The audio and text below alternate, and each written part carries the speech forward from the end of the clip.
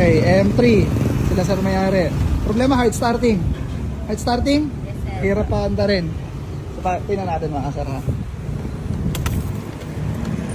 Pag pinush-start natin, nag-iisip, kailangan mong bigyan ng onting gas. Yan. Tapos hagok. Mahagok. Tapos may check engine.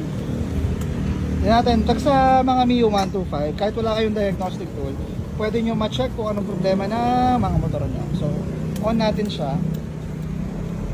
Bibilangin nyo yung slow blink. 1, 2. So, that's your first number. 2. Ito naman. 1, 2, 3, 4, 5, 6, 7, 8.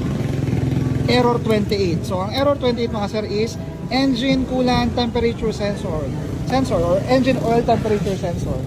Sa M3, nandito yon sa side na to.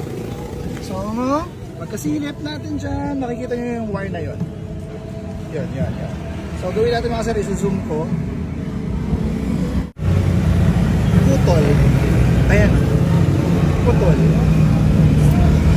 Kaya, hard starting. Kasi pakiramdam ng motor, malamig yung makina. Problem solved agad.